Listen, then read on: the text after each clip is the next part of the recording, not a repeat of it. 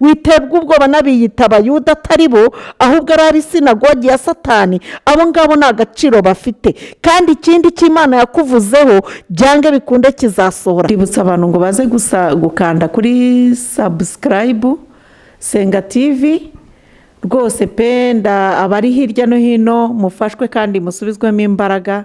Ndabashimiye mwese, Imana ibahe umugisha. Data twese uri mu ijuru, Mana nyir'ingabo nyir'ubutware kandi nyir'ubushobozi nyir'imbaraga, tugushimiye kuri umukozi w'umuhanga kandi ushobora byose. Uri Imana iri mu ruhande rwacu, kubwira ijambo tugiye kuvuga utangirane natwe, uze gusozanya natwe, kandi icyo dukumiriye n'imbaraga mbi z'abadayimoni zose mu izina rya Yesu. Gukora kose k'umwanzi sekibi tugutesheje agaciro mu izina ryawe ryera Yesu, amen. Amazina yanjye nitwa Vumiriya Alice. Turasangira ijambo ry'Imana mu gitabo cya kabiri cy'Abami ibice 4 ku murongo wa 38. Turakomeza. Haranditse ngo Elisa akiza imboga uburozi. Bukeye Elisa asubira i Gilugali. Icyo gihe hari hateye inzara, hariho ubwo abana b'abahanuzi bari bamwicaye imbere. Abwira umugaragu we ati, shyira inkono ivuga ku ziko utekere abana b'abahanuzi imboga. Umwe muri abo arasohoka ajya ku gasozi gusoroma, ahasanga umutanga awusoromaho intanga, areka umwenda we azuzuzamo, araza azikekera muri ya nkono atetsemo imboga, kuko batari babizi. Bahishije barurira abagabo ngo barye. Bakirya izo mboga baraboroga bati, yewe muntu w'Imana, mu nkono harimo uburozi. Nibarushya bayiryaho. Aravuga ati, nimunzanire ifu. Aragenda yijugunya mu nkono. Aravuga ati, nimwarurire abantu birire. Nuko basanga nta kibi kikirimo mu nkono. Amen. Iri jambo dusomye narihaye umutwe w'amagambo uvuga ngo, mu mugisha wawe Satani yakatiyemo umutanga bituma usharirirwa, ariko uyu munsi Imana iguha agafu ko guhumanura inkono yawe. Ndasubiramo nanone. Iri jambo narihaye intego ivuga ngo, mu mugisha wawe Satani yakatiyemo umutanga bituma usharirirwa, ariko uyu munsi Imana iguha agafu ko guhumanura inkono yawe. Haleluya. Iri jambo rwose uko bimeze kose, aba bana b'abahanuzi uko bari bakikije uyu mukozi w'Imana Elisa, uko biri kose rero tubigereranya no mu gihe turimo muri iki gihe. Ubwo Elisa hariho ubwo abana b'abahanuzi bari bamwegereye bamwicaye imbere, ariko noneho aza kugira iyerekwa, abwira umugaragu ati, shyiraho inkono ivuga. Ese inkono ivuga mu buhe buryo? Ni gute umuntu yashyiraho inkono ivuga? Utekera aba bana b'abahanuzi imboga. Urumva kuko biri kose ubundi inkono tuyigereranya n'amasezerano, tuyigereranya nk'uko bari bicaye bari bategereje kumva icyo Imana ibavugaho, kuko Elisa ari umukozi w'Imana. Ariko noneho mu guterana we kuko agira iyerekwa, araza yicarana nabo, bamwicara imbere baramukikira. Muri ba bana b'abahanuzi ko bari bamukikiye havuyemo umwe, aragenda arabasiga ajya gusoroma ikintu cyitwa umutanga. Umutanga nturibwa, umutanga nta kintu umaze. Umutanga uba mu bihuru cyangwa mu bizu bitagira abantu bimwe byasenyutse, niho hakunda kuba ikintu cyitwa umutanga, kuko umutanga urarandaranda, n'imbuto z'umutanga nta mumaro zigira, nta kintu zimaze. Ariko noneho asoroma kuri uwo mutanga, ntabwo yasoromye akababi gatoya, yasoromye umutanga mwinshi, ibibabi byinshi by'umutanga. Kandi uko biri kose arabizana abikekera muri ya nkono bari batetse. Noneho amaze gukekera muri ya nkono batetse, nta muntu n'umwe yabwiye ahantu agiye. Yaraje afata wa mutanga awukekera muri ya nkono, kuko muri ya nkono bari batetsemo imboga. Arapfundikira, araza yicarana n'abandi. Ariko amaze kwicarana n'abandi, nta makuru yari afite yuko Elisa yibitseho ikintu cyitwa gafu. Ako gafu rero niko kakoze umuti wo guhumanura ya nkono yaceceyemo iki? Umutanga. Baricara baraganira rwose. Twabigereranya ngo gusenga muri iki gihe, umuntu afata gahunda yo gusenga, ukajya gusenga, wamara gusenga, nubwo gusenga bisa nk'ibivuga ngo insengero zirafunze, ariko urwo mu mutima ruracyakora. Kandi uko biri kose, nubwo insengero zifunze, na mbere hose twarasengaga. Ariko noneho uyu mwana w'umuhanuzi wagiye gusoroma umutanga, tumugereranya n'ibicanege byo muri iyi minsi. Ushobora kujya gusenga, Imana ikakuvugaho amagambo meza, Imana ikakubwira ko izagukorera ibintu byiza, ariko noneho ibicanege ni bya bindi baza bavuga ngo ubundi bizaca he? Bisohora kuri kanaka. Ariko kuko ari Imana wavuganye nayo, bizasohora. Nubwo bagukatiramo imitanga, tujya tugira abantu badukatiramo imitanga, bakavuga uko umuntu ari n'uko atari, bakagusebya bakavuga ngo ibi bintu ntibizasohora. Ariko nta muntu ushobora gutangira umugambi w'Imana ku muntu. Icyo Imana iba yarakuvuzeho byange bikunde kizasohora. Bakuvuga neza, bakuvuga nabi, icyo Imana yakwanditseho byange bikunde kizagira gute? Kizasohora. Kandi uyu mwana wakatiyemo umutanga, niba n'umujyana gusenga, bakumva icyo Imana ikuvuzeho, bagasubira inyuma bakajya kugira gute? Ngo kuzirika ngo amasezerano yawe. Ariko biriya ngewe sinjya mbyemera, kuko ntawazirika ikintu cyavuzwe n'Imana. Kuko Imana nta muntu uyikoma imbere. Iyo ije kugutabara, ntawe ushobora kwitambika mu mugambi w'Imana. Yo ubwayo ikora ikintu itagombye gusabira uburenganzira, kuko n'Imana ifite imbaraga. Bakuroga, bavuga ngo ibi bintu ntibizasohora, icyo Imana yanditse kuri wowe iba yaracyanditse, byange bikunde nubwo byahura n'intambara, ariko birasohora.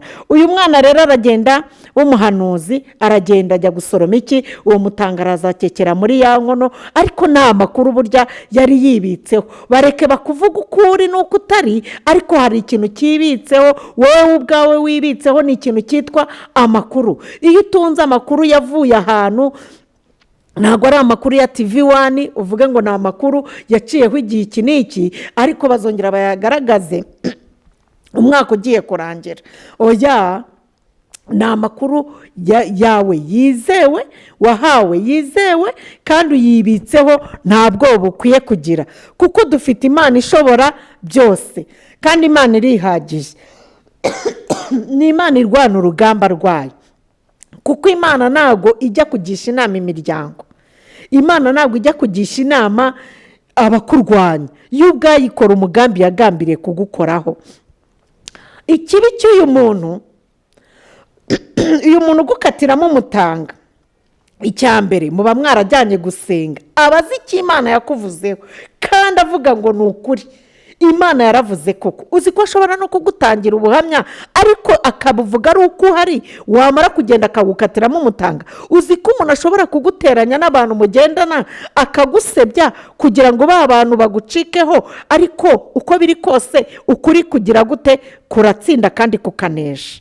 Uyu mwana rero, kubera ko nta makuru yari afite, iyo aza kumenya amakuru y'ukuntu Elisa yibitseho ikintu cyitwa gafu, haleluya, aka gafu niko kakoze umuti wo guhumanura inkono. Kandi ikindi, amakuru ufite, reba uwayaguhaye uwo ari we. Cunga neza amakuru wibitseho, cunga neza aho amakuru yaturutse. Niba amakuru yaravuye ku Uwiteka, ukaba uzi ko ari Imana mwavuganye by'ukuri, bizasohora. Burya kwibikaho amakuru ni umutungo w'umuntu ku giti cye.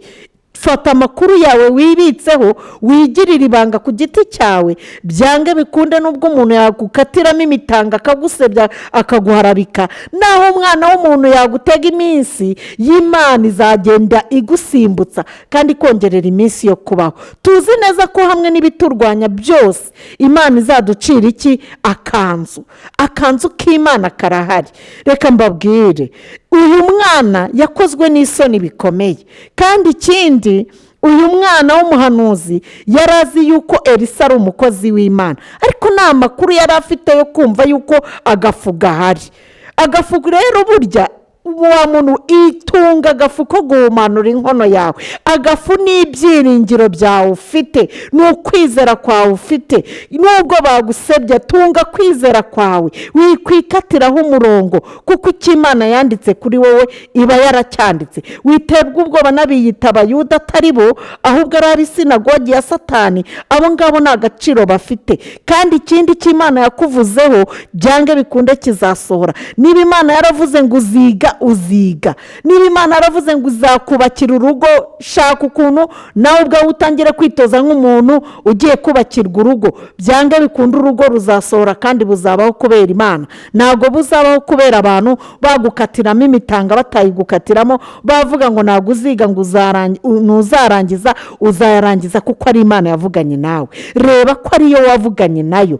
Cunga neza izamu ryawe, ibikaho amakuru yawe. Reka gushidikanya muri iyi minsi endana muri iki gihe. Kandi ikindi, yaba ari umuntu mujyana gusenga muri iki gihe, muri iki gihe birasaba kugira ngo utunge ikintu cyitwa amakuru abibanga ryawe. Kandi reka mbabwire, ugire ibanga ryo kwibikaho amakuru yawe. Amakuru ni ayawe, ntabwo ukwiye kuyamenyesha abatari ba nyirabyo. Wowe ibyo ngibyo nibyo byawe. Tunga amakuru yawe uyibikeho. Niwibikaho amakuru uzanesha, niwibikaho amakuru yawe humura ntacyo uzaba. Nubwo ureba ukabona umugisha wawe uri guhuramo n'urugamba, ariko cunga neza amakuru ufite, cunga neza amakuru wibitseho muri iyi minsi. Niba wubatse urugo ukabona urimo urahuramo n'intambara, kandi nubwo uri guhuramo n'izo ntambara, reba amakuru wibitseho. Niba Uwiteka ari wowe wakubwiye ngo izagutabara, Imana ukaba uzi neza ko ariyo yavuganye nawe ko izagutabara, kuko Imana atari umuntu, izagutabara kandi urugo rwawe ruzabaho. Abantu baruhereza amezi, Imana ikaruhereza imyaka. Abantu baruhereza iminsi, ikarwongerera iminsi yo kongera kubakika, kuko ari urugo rwavuye ku Uwiteka. Mukomere mwihangana abantu bariho kuri iri kosi ryo gukatirwamo imitanga. Burya reka mbabwire, nubwo bagukatiramo iyo mitanga, ariko hari amakuru y'agafu. Haleluya! Agafu ni wo muti wo guhumanura inkono yawe. Inkono yawe ni amasezerano wibitseho. Wicika intege, wirambirwa, ibikaho amakuru y'agafu. Kandi iyakoraga kera n'ubu iracyakora, ntabwo izarangirwa, ntabwo izabura kurengera intore zayo zitakira ku manywa na nijoro.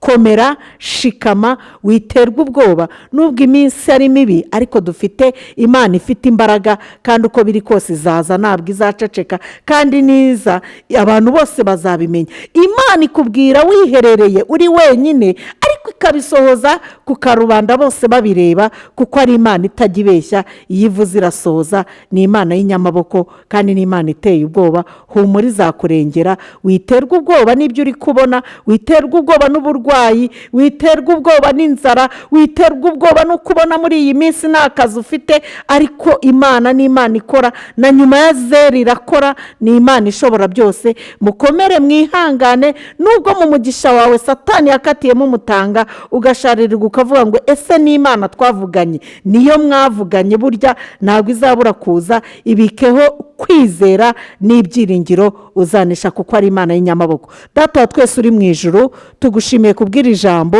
rizagira abo rikomeza, kandi ribasubizemo imbaraga, kuko uri Imana ishobora byose. Wagiye uvugana natwe ibintu bigasohora, kandi twasanze uri Imana itabeshya. Iyo uvuze urasohoza, kuko uri umunyamaboko, uri umunyembaraga. Iyo uje ubuje ntabwo usaba audience yo kugira ngo ubonane n'ushyiriye ibisubizo, wowe ubwawe uriyizira. kandi iyo uje abantu bose barabimenya ko ari Imana yiyiziye.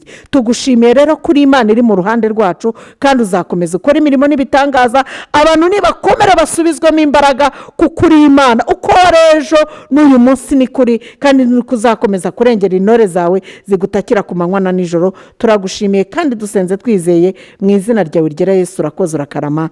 Amen.